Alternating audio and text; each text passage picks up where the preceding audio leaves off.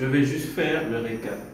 Comment mettre en place un SMQ? Donc tout ce qu'on a vu, on a commencé, donc vous avez listé selon vous les différentes étapes. Après, ce n'était pas dans l'ordre, donc diagnostic qualité, le SAUT, processus, organigramme, politique qualité, fiche de poste, procédure, la mise à disposition des ressources, la documentation, l'archivage, audit interne, revue de direction, et puis les indicateurs. Ensuite, on a fait un petit travail de définition.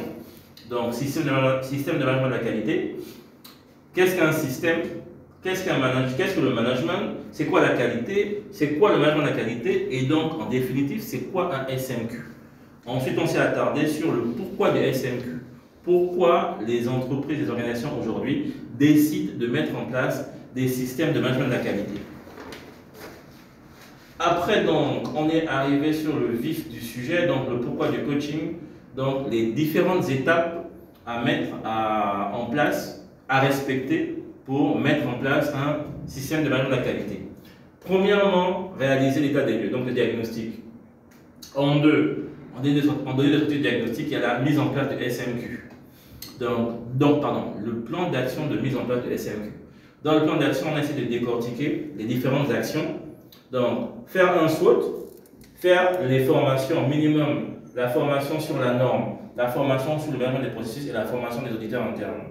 Ensuite, il y a l'élaboration de la politique qualité des objectifs stratégiques. Ensuite, la cartographie générale des processus, mise en place des processus. Dans la mise en place des processus, donc la mise en place du processus, c'est généralement le plus gros du travail. C'est là où on prend beaucoup de temps.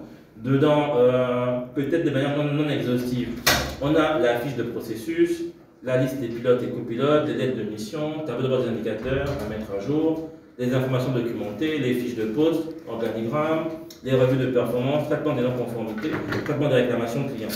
Ça, c'est pour la mise en place des processus. Ensuite, on a les autres actions, du plan d'action mise en place de SMQ.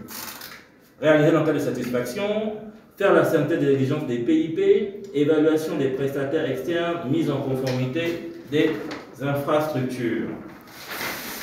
Donc, on poursuit, mise à disposition des ressources, réalisation des audits internes, revue de direction, audit à blanc, amélioration suite audit à blanc, mise en conformité des...